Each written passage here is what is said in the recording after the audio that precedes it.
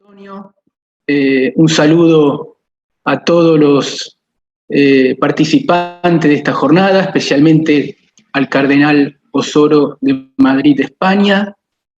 Bueno, y un gusto de poder estar compartiendo con ustedes algunas reflexiones. No desde el concepto de especializado, porque es un concepto que no me gusta. En todo caso, como un hombre de la acción política, que también busca ser todos los días un hombre de fe católica, y que en esa realidad y en esos cruces de la vida uno va haciendo experiencia, intuiciones, se va formando con otros, y van saliendo algunas ideas y que podemos compartir en este momento. En primer lugar, quisiera decir que para entender la salida, a mi modo de ver, como desafío, la salida social de esta dura pandemia, primero tenemos que entender bien cómo entramos a la misma. Obviamente que estamos ante una pandemia que se inscribe en las clásicas pandemias producto de las guerras, de conquistas territoriales, de crisis económica como la peste negra o la mal llamada pandemia o peste española. Pero en este particular momento, pandemia del coronavirus, creo que expresa también todo aquel recorrido histórico, sea de crisis económica, territorial y demás, pero tiene una particularidad, que expresa una crisis profunda, planetaria, ambiental, cultural, humana, política y económica. Lo que está en juego en esta pandemia de manera tremenda es una crisis antropológica muy grande. Y ahí el coronavirus es una gran amenaza y advertencia que nos hace a los humanos en términos de humanidad, de escala planetaria. Pero también puede ser un gran desafío. Pero para que sea un desafío nos tiene que llegar a comprometer hondamente, profundamente, a cambios profundos. Porque en eso está lo que está en juego, que es la crisis global y planetaria. Ahora, ¿cómo llegamos a esta crisis antropológica profunda? Que yo diría que es una crisis del paradigma tecnocrático y desde el punto de vista económico, paradigma tecnocrático neoliberal, que nos llevó a una crisis muy profunda. Yo acá traigo una reflexión de Leonardo Boff, escrita el 23 de marzo. Él dice: enfermamos a la Tierra y la Tierra nos enferma. El COVID-19 representa un contraataque de la Tierra contra la agresión sistemática montada contra ella. La Tierra enfermó y nos pasó su enfermedad mediante una gama de virus, como el Zika, la chikungunya, el ébola, la gripe aviaria y otros. Como formamos con la Tierra una unidad compleja que no podemos diferenciar unas de otros, enfermamos con ella. Y si enfermamos nosotros, terminamos también por enfermarla a ella. El coronavirus, dice finalmente Leonardo Boff, representa una simbiosis siniestra y letal. El paradigma de la razón instrumental, el paradigma de la máxima eficiencia ganancial financiera y económica, la crisis de la superpoblación, de la pobreza y la indigencia, la crisis de los modelos extractivistas, el ambiente asfixiante, cultural, hegemónico, de ver las cosas de una sola manera, desde los grandes medios de comunicación, desde las pautas de consumo, la deshumanización de la razón como categoría humana, la pérdida de centralidad de lo humano como humano en términos espirituales en los grandes programas económicos y políticos de estos tiempos, nos ha llevado a una crisis planetaria muy importante. El que le está poniendo freno a todo eso es la crisis ecológica. Ni siquiera una resistencia política, social y de los pueblos. En verdad los pueblos están reaccionando en Chile, en Francia, en Argentina, en Colombia, desde una profunda insatisfacción, canalizando un sentimiento de impotencia muy grande. Pero en verdad lo que le está poniendo límite al modelo es la propia crisis ambiental, ecológica, en este caso, el coronavirus, la crisis de la biodiversidad, la crisis de la uniformidad productiva, la crisis de que nos quedamos sin frontera agrícola y tenemos que crecer en verticalidad y no en horizontalidad, y una razón instrumental donde está subordinada a maximizar ganancia, a la eficiencia macro y microeconómica, a un esquema de uniformidad que nos lleva a perder la imaginación, a perder lo diverso. Todo eso nos llevó a esta crisis. Si ese es el punto de partida, por lo menos para mi punto de vista, entendiendo por qué estamos en esta crisis, antropológica, fundamentalmente antropológica y de época, la salida tiene que ser una salida profunda, global, desde los pueblos y desde el corazón del hombre, política, económica y cultural.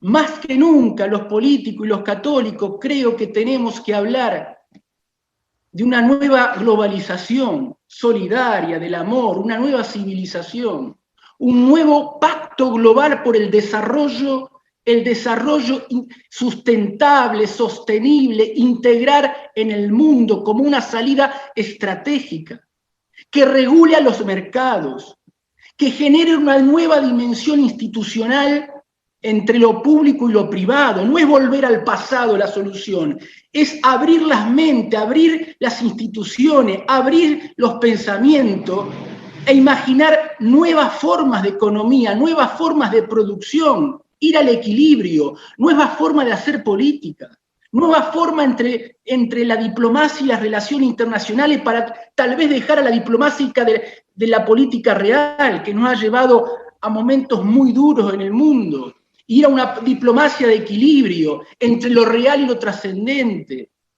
Es imaginar, en pensar diferentes caminos en términos de lo público y lo privado, que es posible, es orientar a la revolución tecnológica hacia otro tipo de agenda, que empodere, que ayude a hacer la transición energética, que ayude a generar una producción de alimentos más sustentable, que ayude a los pueblos. Ese nuevo pacto global, y pongo este primer tema como salida, este nuevo pacto global, creo que es donde más tenemos que trabajar los políticos y católicos del mundo. Pensemos como pensemos, porque yo creo que estamos ante una crisis de carácter existencial, planetaria, ya no ideológica. Acá se nos abre una oportunidad.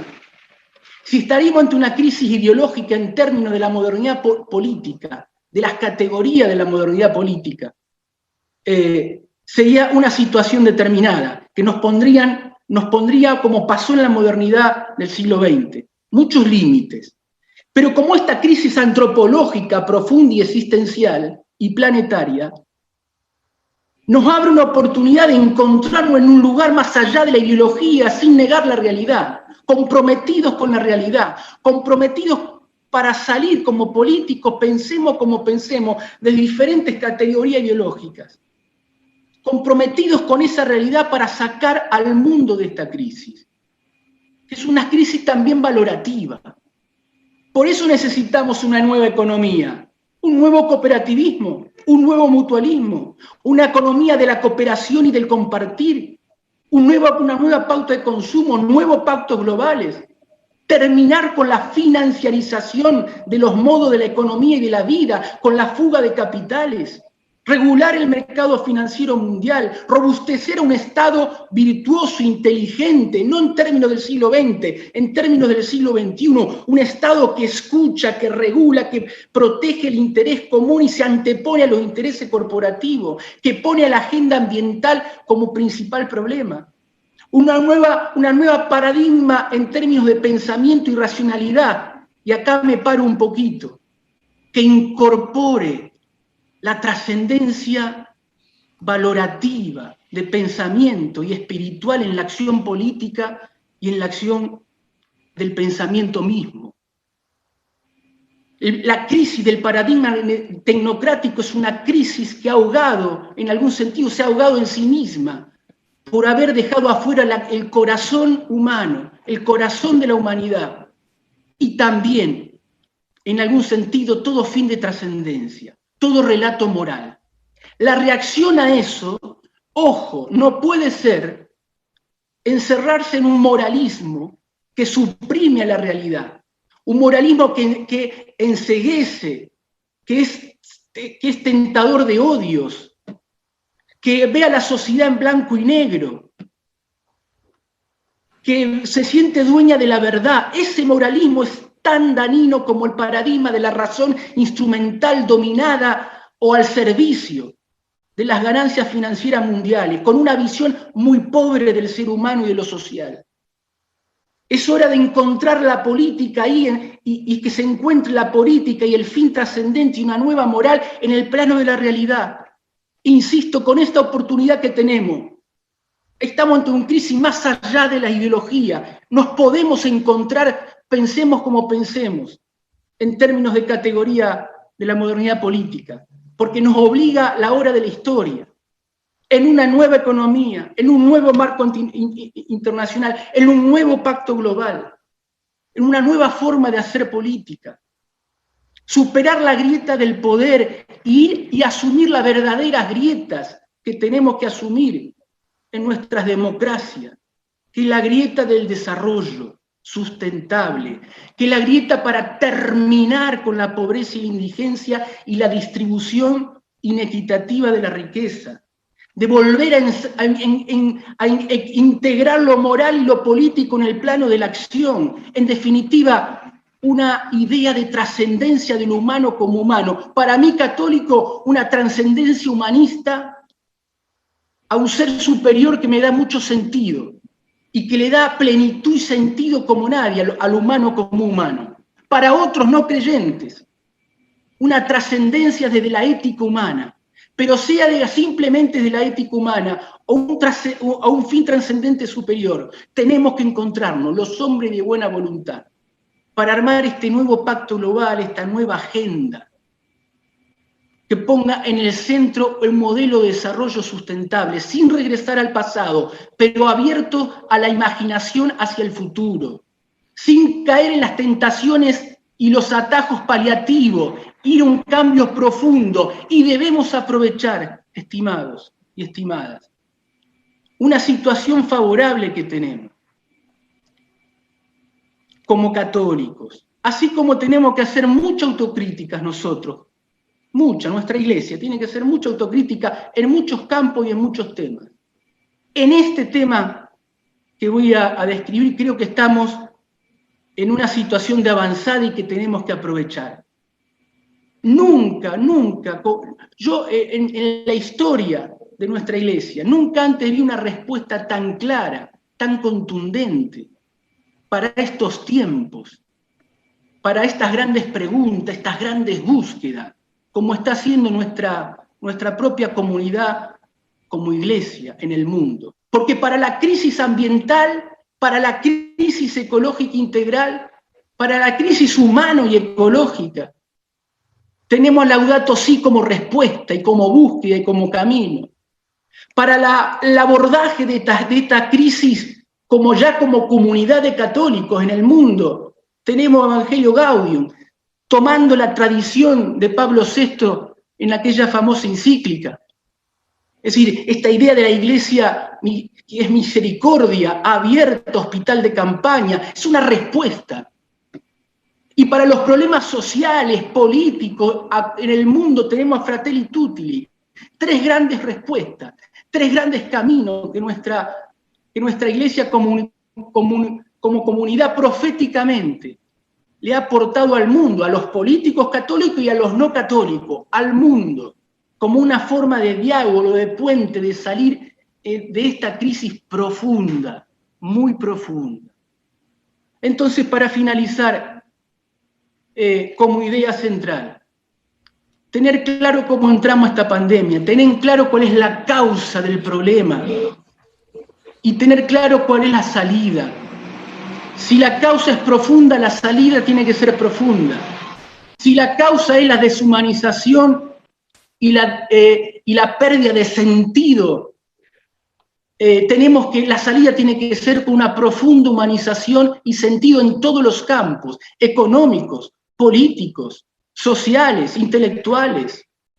La política está en algún punto en una dinámica aristocrática. Estamos lejos de los pueblos. La política tiene que volver a nacer desde el pueblo, hacer política desde ahí, volver a expresar al pueblo, salir de la grieta destructiva, de la grieta falsa del poder y volver a conectarnos con los pueblos y hacer política desde ahí, para ir a una agenda moderna del desarrollo económico, del desarrollo tecnológico, del cuidado del medio ambiente, de la transición verde. Se puede, hay herramientas, hay formas. Ir a un esquema de pensamiento social donde nos encontremos en el plano de la ética y de la acción política y pongamos en centro a los pueblos, el nuevo sujeto de estos tiempos, los pueblos y los más, sobre todo los pueblos más vulnerables, los que están sufriendo en esta pandemia como nadie sufre.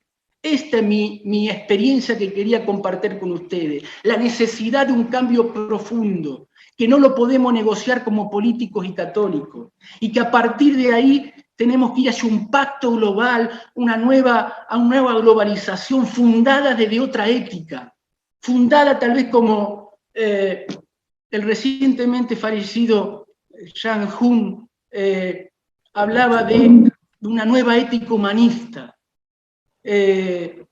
basada en una nueva visión, un nuevo encuentro. La caja de herramientas está disponible, es posible ir a una transición de la cooperación.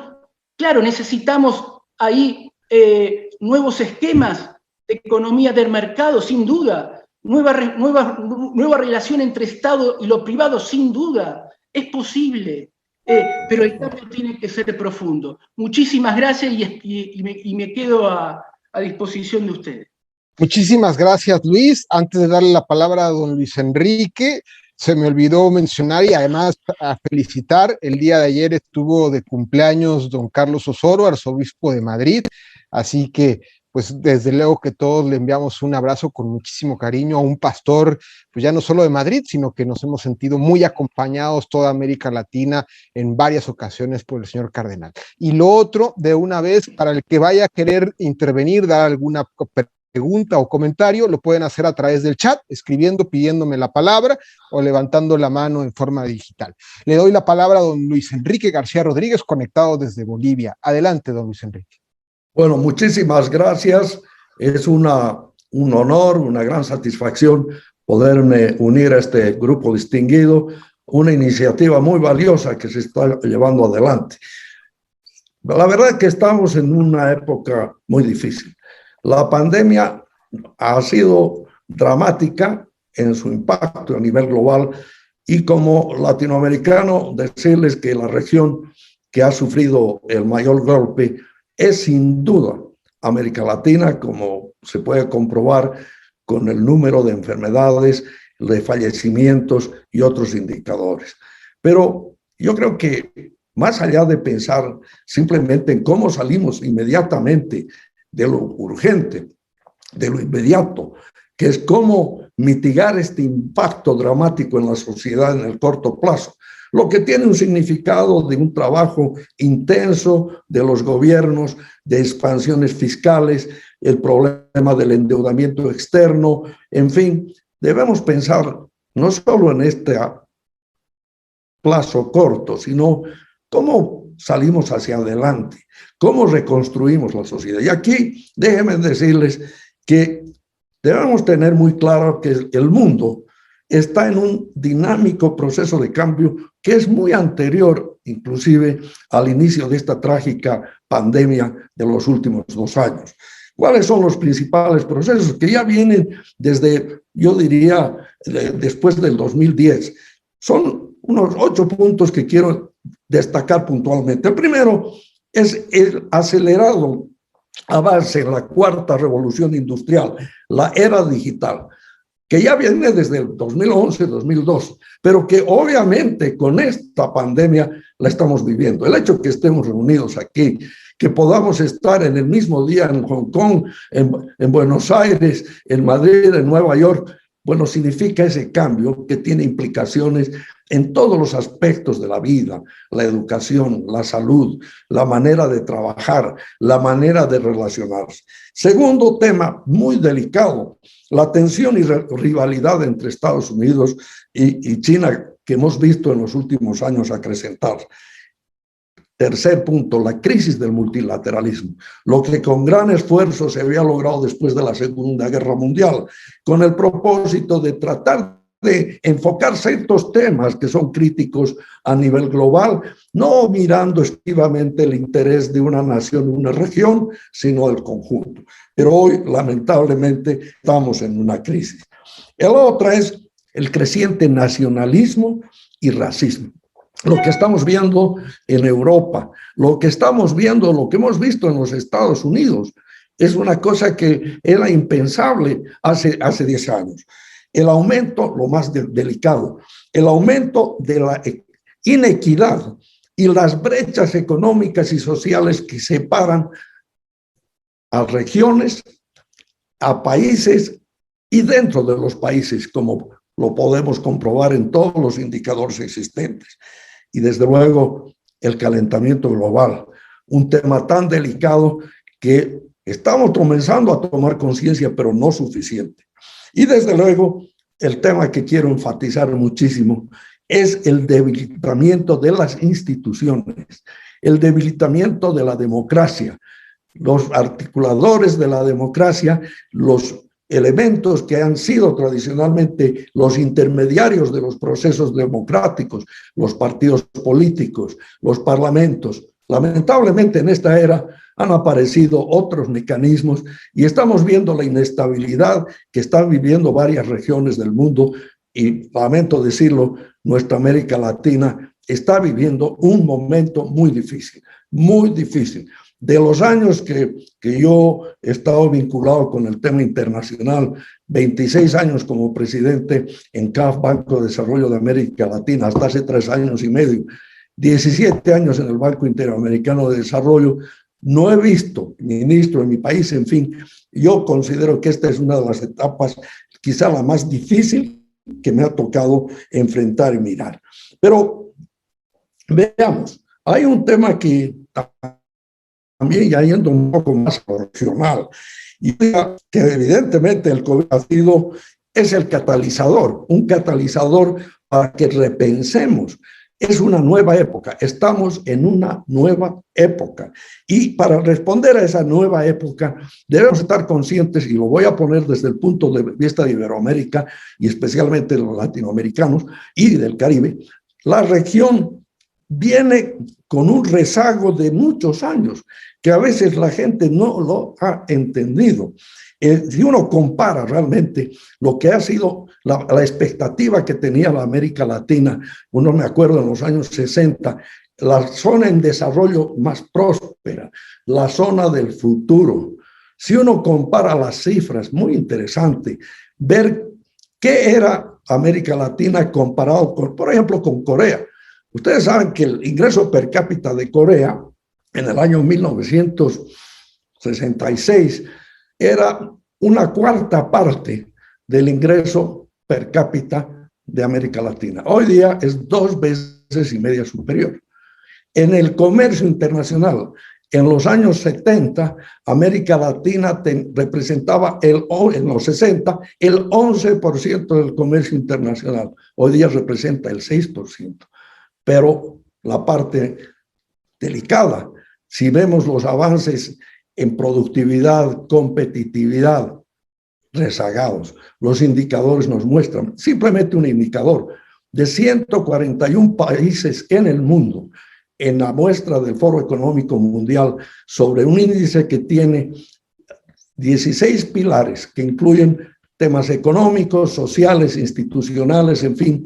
El último índice ubicaba en promedio a América Latina en la posición 80. de 140, y habían como 7 países por encima de la posición 100. Pero aquí viene la parte más delicada: pobreza e inequidad social. La pobreza, evidentemente, es una de las más altas. Mejoró mucho, evidentemente, pero hemos estado a un nivel de 30% de la población. Con la pandemia se han añadido 46 millones de pobres en América Latina. Y el peor indicador, la inequidad social. Hay un coeficiente, el Gini, que muestra, es decir, la peor distribución sería 100, la mejor sería 1. Bueno, América Latina tiene una posición 5, una posición superior a 50. Hay varios países, lamentablemente algunos grandes como Brasil, Colombia, que están en 55 y el promedio es 47. Bueno, habiendo dicho eso, bueno, pensemos entonces en el futuro. ¿Qué es lo que necesitamos al futuro? Y yo creo sinceramente que tenemos que tener una visión holística, integral. Es necesario que nuestras regiones, nuestros países, tengan una visión que compatibilice lo que yo denomino las 4 E. Es fundamental la estabilidad en sentido más amplio, que puede ser económica y social. No hay ninguna duda que con la pandemia tenemos que hacer una expansión sustancial de los déficits fiscales, de las ampliaciones monetarias, pero, momento, eso podemos convivir unos 2, 3 años, pero tenemos que tomar medidas para retomar esa estabilidad sin la cual es muy difícil lograr los otros objetivos. La segunda E es evidentemente la eficiencia que conduce a un crecimiento económico que esté acompañado por alta productividad, por competitividad, por empleos de calidad, en fin. Pero eso no basta. Tenemos que crecer, sí, y tenemos que crecer a tasas mucho más altas, pero ¿qué tipo de crecimiento? Tiene que ser no solamente estable, no solamente eficiente, pero tiene que ser equitativo. ¿Cómo logramos que el modelo futuro de crecimiento llegue a la gente, cree empleo, que mejore la educación, haga que haya oportunidades para los emprendedores, haga que los ancianos tengan apoyo, que la salud y la educación estén debidamente cubiertas? ¿Eso es suficiente? No es suficiente. El otro es equilibrios ambientales. Pero ¿cuál es el modelo holístico? No miremos una sola E. Yo voy a ser muy franco, los ministros de Economía, yo he sido ministro de Planeamiento, muchas veces se contentan con mirar una E, el equilibrio fiscal monetario, y se dedican a hablar de eso, pero no hay una interrelación con la otra E, que es cómo logro mayor productividad, mayor calidad de trabajo, cómo crezco más, pero tampoco con la otra E, con los equilibrios y la equidad social. Hablamos, por ejemplo, hay que bajar la pobreza, hay que disminuir el hambre, hay que lograr eso. Bueno, pero ¿cómo lo financio? ¿Cómo logro mayor crecimiento? Y la otra es la ambiental. Consecuentemente, se necesita una visión amplia, holística, que integre estas cosas. ¿Es posible hacerlo? Sería posible si tenemos la institucionalidad apropiada, que lamentablemente yo creo que uno de los temas más delicados que estamos viviendo, como lo señalé anteriormente, es precisamente la debilidad de nuestras instituciones. Y por eso, déjenme mencionar cuáles serían algunas de las prioridades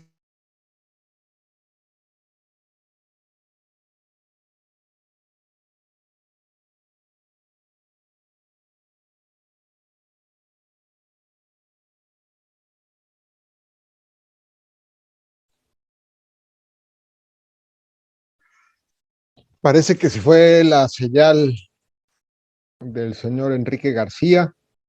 Si no vuelve en unos segundos, le voy a dar la palabra entonces a don Raúl Flores de España para que inicie su exposición. Sí, se fue la señal, así que concluirá don Enrique cuando se pueda reincorporar, y le doy la palabra a don Raúl Flores desde Madrid, España, desde Cáritas y desde la Fundación FUESA. Adelante, Raúl, bienvenido. Muy buenas tardes. Muchas gracias por la invitación, por poder compartir con todos ustedes esta reflexión y por acercarles la aportación que tenemos desde aquí, desde Cáritas y desde la Fundación FOESA. Voy a permitirme compartirles una pantalla para de alguna forma hacerles ir por una serie de imágenes que me van a permitir ir observando una serie de cuestiones y de reflexiones. En primer lugar, el título de esta pequeña intervención podría ser el desafíos para una reconstrucción social después de la pandemia. Pero yo quiero ser franco y quiero empezar no siendo políticamente correcto. Y querría compartirles el título alternativo que podría tener Una nueva crisis, los mismos perdedores de siempre. ¿Qué podemos hacer? Desde este título alternativo, me gustaría compartirles esta primera imagen, la imagen que están viendo en su pantalla. Una imagen que aquí en España se ha transmitido y ha llegado a otros lugares, incluso como las colas del hambre. Casi que haciendo ver que se trata de una realidad totalmente nueva, que no existía. Es verdad que es una realidad aumentada, pero esta realidad, la de las colas del hambre, no es más que la visibilización de las colas que antes de esta pandemia existían dentro de los locales de Cáritas, dentro de las parroquias de muchos lugares de este país, de España. La reflexión que les comparto tiene 3 pasos. Una primero muy pequeñito sobre la crisis estructural y la desigualdad de origen. Un segundo paso sobre el impacto que ha tenido esta COVID en España y a nivel y a escala planetaria. Y un tercer paso centrado en la mirada a las causas que atraviesan la realidad. Esta mirada está basada en una serie de informes que realizamos desde la Fundación FOESA y desde Cáritas Española, pero no voy a aburrirles con muchos datos, solamente pondré aquellos datos o cifras que puedan ejemplificar el sentido de lo que estamos compartiendo. El primero de los pasos es para enfatizar que cuando esta pandemia llegó a nuestro país y llegó a nuestro mundo, llegó a tantos países, la situación no era idílica. La situación ni siquiera era óptima. Esa normalidad anterior a la pandemia era una normalidad que habíamos hecho, que habíamos integrado, que habíamos aceptado y, sin embargo, no era una normalidad adecuada. En España, en nuestro país, más de 3 millones de personas desempleadas de alguna forma iban saliendo en el día a día. El trabajo había perdido la función integradora, es decir, muchas personas que trabajaban eran pobres o no eran capaces a través de su trabajo de asegurarse su bienestar. Había habido un incremento prolongado de la desigualdad en nuestro país, tanto en los años de bonanza económica como en los años de crisis económica anterior. Solo en nuestro país 8 millones de personas sufrían lo que denominamos exclusión social, situaciones graves de falta de integración social, y 6 millones de personas estaban en el filo de la navaja, de alguna forma pendientes de que una nueva crisis o una nueva inseguridad familiar pudiera hacerles caer del lado de la exclusión social. Y en este contexto es en el contexto en el cual llega la COVID-19. No voy a hablar de todos los efectos que esta COVID-19 ha podido traer en los objetivos de desarrollo sostenible. Solamente me centraré en 5 elementos que creo que son realmente importantes y descriptivos para poder luego pensar en la salida y para pensar en la reconstrucción. El impacto en empleo y en los ingresos, la vivienda y la salud, el cuidado y en las redes sociales, en la brecha digital y en la protección social. En el impacto sobre el empleo, simplemente me gustaría destacar que en España partíamos de casi 3 millones, algo de más de 3 millones y estamos rozando los 4 millones. El desempleo se ha generalizado en nuestro país y ha avanzado muy rápidamente. Pero no es algo solamente propio de nuestro país, sino que si miramos la realidad internacional, según la OIT, en el año 2020 ya se habían perdido un 9% de las horas de trabajo, lo que equivale aproximadamente a 255 millones de empleos. La actualización en el mes que estamos, en mayo de 2021, nos hace hablar de una pérdida acumulada de entre el 10 y el 15% de las horas de trabajo y casi 500 millones de empleo en el mundo, en el conjunto del mundo. Pero además, la crisis de la pandemia no solamente ha traído desempleo, ha traído otra circunstancia, otra consecuencia también igual de importante, y es que ha incrementado la precariedad y la inestabilidad laboral de tantos trabajadores. Esto significa que más personas que trabajan, a pesar de esforzarse, a pesar de levantarse cada mañana y de pelear por salir adelante, no consiguen salir de la situación de pobreza y de exclusión social en la que viven. Es como la imagen que les comparto. Aquellas personas que cuando consiguen un pequeñito empleo salen arriba y respiran y toman aire, pero que enseguida cuando lo pierden o cuando les cambian las condiciones vuelven a hundirse y vuelven a sentir esa asfixia que significa no tener un empleo que asegure sus condiciones de vida. Dicho de otra forma, no estamos ante nada nuevo, estamos ante trabajadores atrapados en la precariedad y en la inestabilidad que están sufriendo un episodio agudo provocado por las consecuencias de la COVID, de la crisis de la COVID, pero ya eran enfermos crónicos antes de que llegara esta situación de crisis. Y por último, respecto al impacto sobre el empleo y sobre los ingresos, el incremento de la pobreza. Solamente entre las personas que acompañamos en Cáritas, 250.000 personas no tienen ni un solo euro de ingreso al mes. 70.000 más que antes de que empezara la COVID-19 en España. Pero esta realidad no es única de nuestro país. A nivel mundial, los datos del Banco Mundial, desde el prestigioso informe del ACPER, nos hablan de que por primera vez en 20 años la pobreza extrema se incrementa en nuestro mundo. 88 millones entre 88 y 93 millones en el año 2020 y los pronósticos realizados a mes de enero del año 2021 nos sitúa entre 119 y 124 millones más de personas en pobreza extrema en nuestro mundo. El impacto sobre la vivienda y la salud quiero resolverlo, pero enfatizando lo importante que es el espacio de la vivienda para tantas personas. El confinamiento, las situaciones de exposición a la pandemia nos ha reafirmado en la fragilidad de la vivienda y la importancia que tiene. Solamente entre las personas a las que acompañamos desde Cáritas, 77.000 familias se han visto obligadas a mudarse por no poder seguir sosteniendo la vivienda en la que se residían. Y pasando al impacto en la salud, el empeoramiento de la salud general se explica desde muchos puntos de vista, pero en especial querría hacer referencia a dos elementos. El empeoramiento de la salud física entre tantas personas que existen en este mundo y en especial a las personas que acompañamos desde Cáritas, que han llegado a ese empeoramiento de la salud física por cuestiones psicológicas, de estrés y de ansiedad de lo que están viviendo, pero también porque hay un menor seguimiento de las enfermedades que ya existían por el, de alguna forma, colapso del sistema sanitario. Y el empeoramiento de la salud psicoemocional entre las personas que acompañamos en Cáritas, 1 de cada 2 personas ha empeorado su salud psicoemocional, fundamentalmente por la incertidumbre o inseguridad hacia el futuro. Algo que podríamos compartir todas las personas, independientemente de nuestros ingresos o de nuestro bienestar económico, pero que cuando miramos a las personas que acompañamos, observamos que viene acompañado de un importante número de personas que han empeorado su salud psicoemocional por las dificultades económicas, por la ansiedad, por la inestabilidad, por la dificultad de afrontar lo que estamos viviendo sin la seguridad de qué pasará en el día de mañana.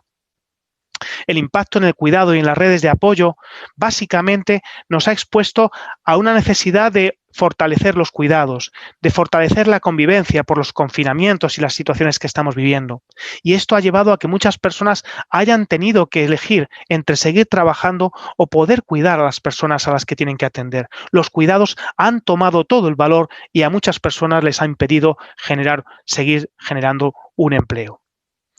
El impacto en la brecha digital nos habla, como hablaban los compañeros que me precedían, de la aceleración de la digitalización de la sociedad. Esta aceleración de la digitalización de la sociedad nos ha llevado a una brecha digital como nuevo factor exclusógeno, como un factor exclusógeno en el cual muchas personas se están quedando atrás y está incrementándose la brecha que les une con el espacio integral social normalizado. Un efecto exclusógeno que se ha mostrado en diversas dimensiones, en pérdida de oportunidades formativas, en pérdida de oportunidades educativas de muchos niños que no han podido seguir las enseñanzas del colegio, en pérdida de oportunidades de empleo, tantas pérdidas debidas a este impacto de la brecha digital. Y por último, de los impactos, el impacto en la protección social. En España, como en tantos países, se han dispuesto de respuestas públicas centradas en amortiguar los efectos que esta crisis, que esta pandemia está teniendo sobre la economía. Algo positivo y algo importante. Pero no se están tomando, en muchos casos, las mismas respuestas públicas en tratar de generar medidas sociales que eviten que los más vulnerables, los que ya venían estando mal, las personas más débiles, sufran más por esta nueva crisis. En España y en otros tantos países hemos observado la falta de adaptación de los servicios sociales públicos. Cáritas, entre otras muchas entidades, ha tenido que atender a más personas e invertir mucho más dinero en cubrir necesidades básicas. Este riesgo es un riesgo especial en los países de desarrollo que, bueno, en los que se estima que el 55% de la población mundial no tiene acceso a ningún tipo de protección social. Estas pérdidas que está trayendo la crisis de la pandemia van a retumbar en todas las sociedades y van a afectar a la educación, a los derechos humanos y también, en los casos más graves, a la seguridad alimentaria y a la nutrición básica. Quiero ponerles el ejemplo de las vacunas.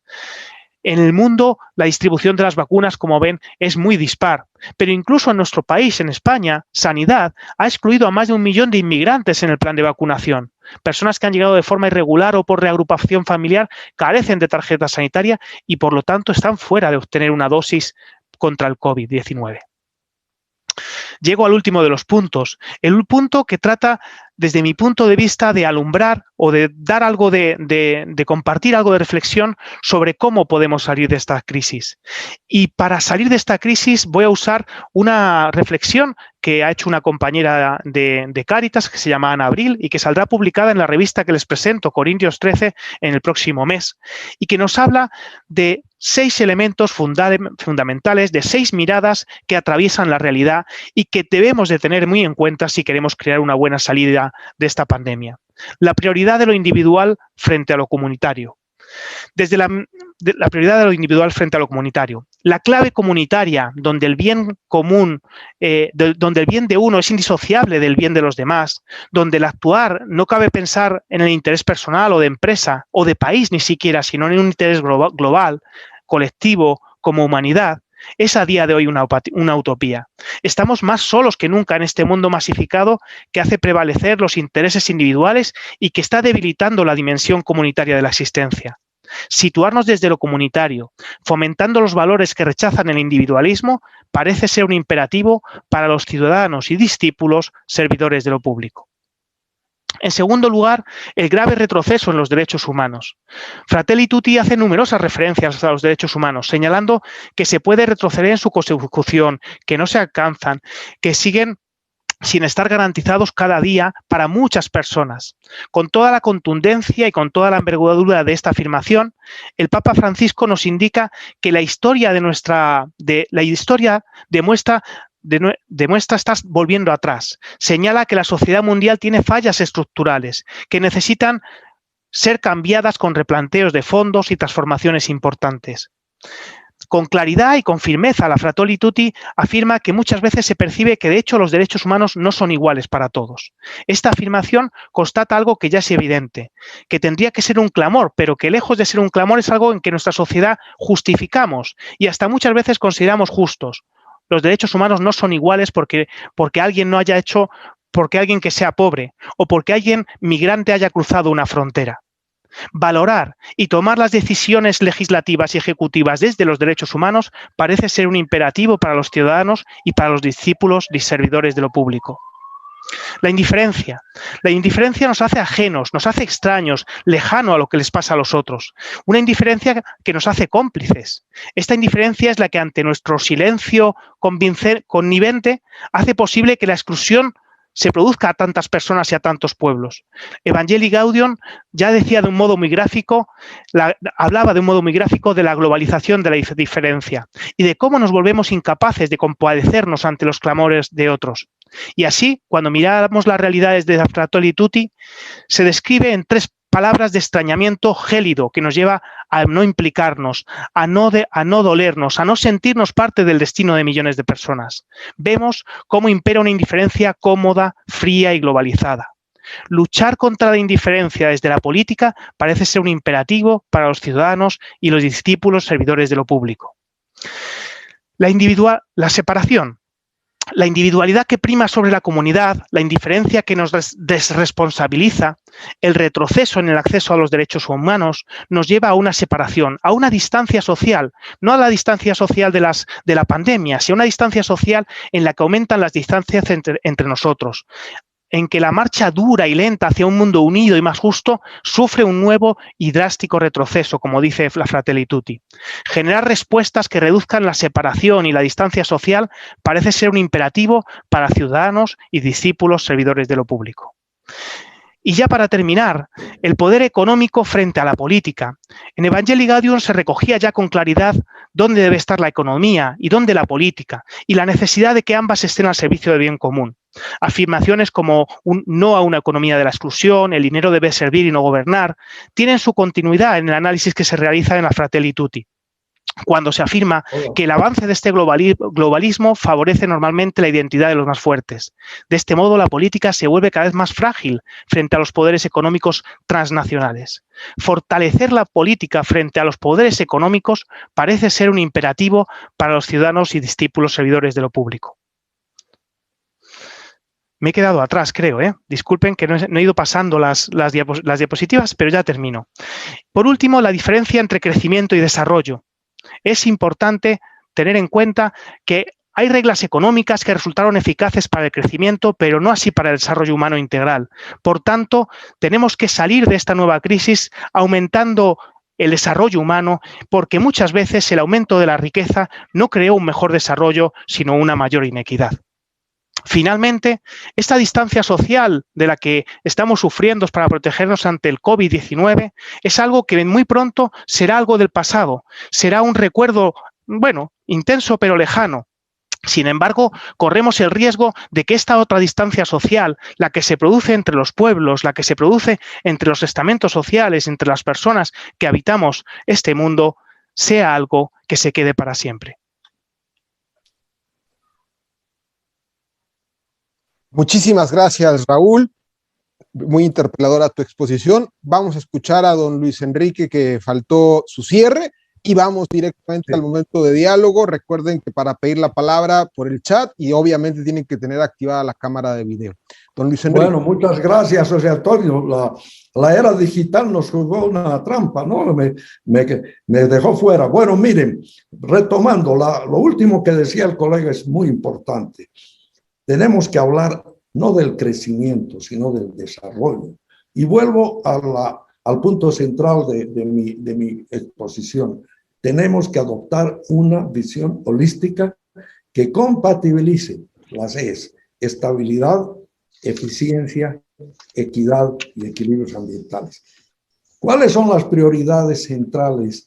Yo voy a listar muy rápidamente unas cuantas. Lo primero, y en el caso especialmente de América Latina y de la mayor parte de los países, Sudamérica y muchos de los países del Caribe, Centroamérica, es crítico acelerar la transición de un modelo de ventajas comparativas tradicional a competitivas. ¿Qué quiere decir eso? Hemos vivido de las materias primas como exportadores. En los años de bonanza, qué felicidad, crecimiento, felicidad de todos. Yo recuerdo en las cumbres presidenciales que he asistido a la mayor parte de ellas a principios de los años de este milenio, había todos los presidentes allá. Un optimismo, América Latina está llegando al cielo, etc. Habían solo dos voces cautelosas, que no eran presidentes de países, eran presidentes, pero no de países. Los dos Enriques.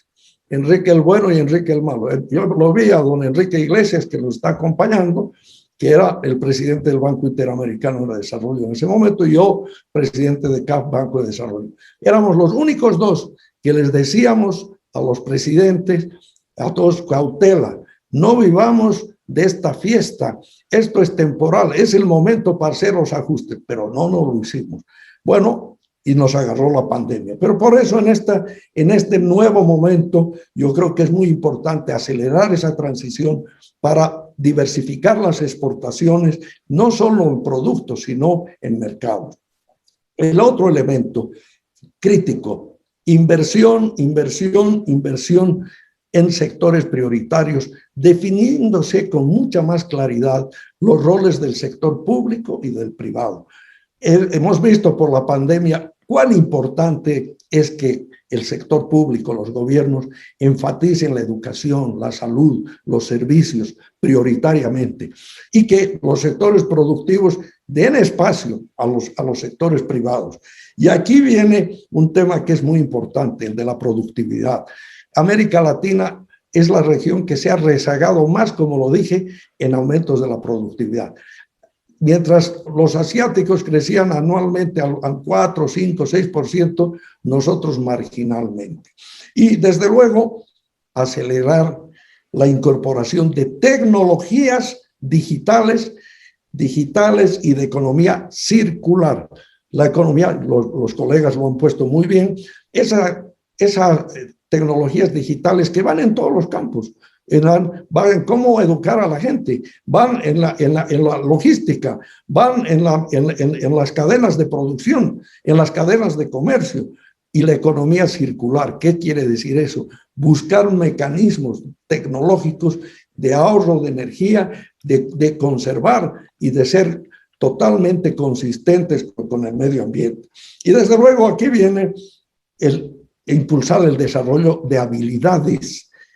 La educación tradicional, muy respetable. Aquí estamos muchos abogados, economistas, filósofos, pero Dios mío, necesitamos más gente que sepa cómo adecuarse a esta era digital. Los trabajadores, la gente que está en el comercio, la construcción, todo eso. Si no lo hacemos pronto, en unos 10 años estaremos perdidos. Y desde luego, todo esto requiere billetitos, como dirían en la Argentina. ¿Dónde está la plata? ¿Dónde están los recursos? La situación fiscal de los países es difícil, de endeudamiento externo. Y aquí yo hago un llamado muy especial a darle un nuevo impulso a los organismos financieros multilaterales que lamentablemente también están atravesando por serias dificultades en nuestra Iberoamérica. Y desde luego vemos que el único organismo que tiene suficientes recursos es el Fondo Monetario, el Banco Mundial, mi alma mater, el Banco Interamericano, mi otra alma mater, el CAF, todas requieren recursos adicionales de capital y de lograr el apoyo de países que tienen excedentes y desde luego los mercados de capital. Y un tema en el que no hay que ser dogmático es promover inversión extranjera de calidad. Esto no es de derecha o de izquierda. Algunos de los presidentes amigos de una tendencia más avanzada, con ciertas reservas hacia la inversión extranjera, yo le decía, ¿cuál es el país del mundo que ha sido más exitoso en la atracción de inversión extranjera, no solo en calidad, sino en monto? Bueno, la China. La China, y no estoy hablando de la China de actual, estoy hablando de la China que viene de la post-era Mao. ¿Qué hicieron? Y crearon las condiciones para atraer inversión europea, americana y de otras partes del mundo. Y ahí está donde ha llegado la China. Entonces tenemos que tener una mente abierta. Y un tema muy doloroso, fortalecer nuevamente los procesos de integración y cooperación regional. Don Enrique Iglesias, que está aquí presente, puede confirmar lo que voy a decir. Esta es la peor época de la integración regional en América Latina y en Iberoamérica. ¿Por qué? Por dogmatismos, polarizaciones, que no son el campo en el cual debemos movernos. Y para terminar, ¿cuáles son los requisitos fundamentales? Vuelvo a lo que varios de ustedes han dicho. Una sólida institucionalidad democrática que está en crisis. Vean lo que está pasando en Colombia, lo que está pasando en Chile, lo que pasa en la mayor parte de los países. 2, claros roles del sector público y privado.